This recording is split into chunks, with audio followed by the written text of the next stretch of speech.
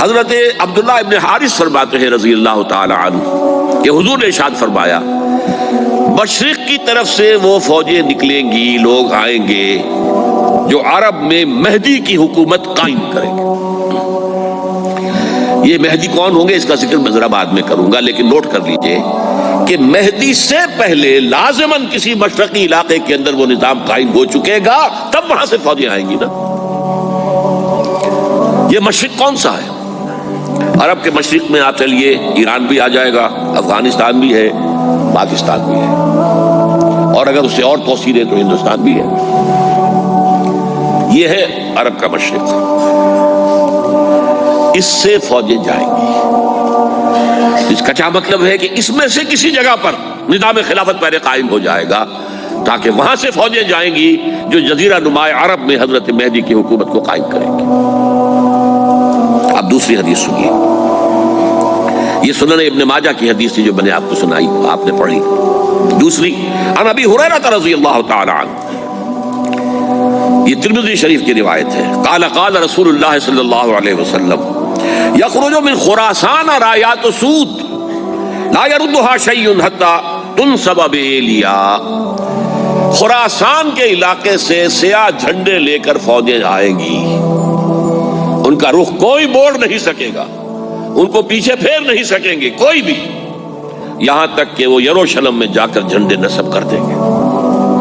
ایلیا حضور کے زمانے میں یروشلم کو کہتے تھے۔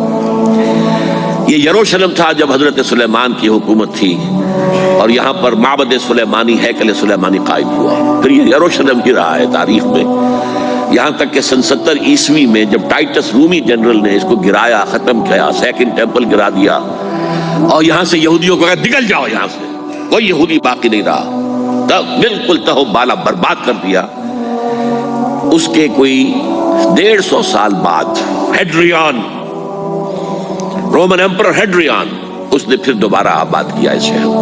150 سال تک یہ بالکل بنجر اور بالکل غیر آباد پڑا تھا۔ اب ہیڈریان نے جب آباد کیا تو اس کا نام ایلیا رکھا، اب یروشلم نام نہیں تھا۔ تو حضور کے زمانے میں پھر اس کا نام ایلیا تھا، اور اب اس سے کیا معلوم ہو رہا ہے کہ یہ یروشلم مسلمانوں کے قبضے سے اس وقت نکلا ہوا ہوگا۔ ایک دفعہ پہلے نکلا تھا، سن 1099 عیسوی میں مسلمانوں کے ہاتھ سے نکلا، کروسیڈرز، عیسائیوں نے آ کر اس کو قبضے میں کیا، لاکھوں مسلمانوں کو مارا، قتل کیا۔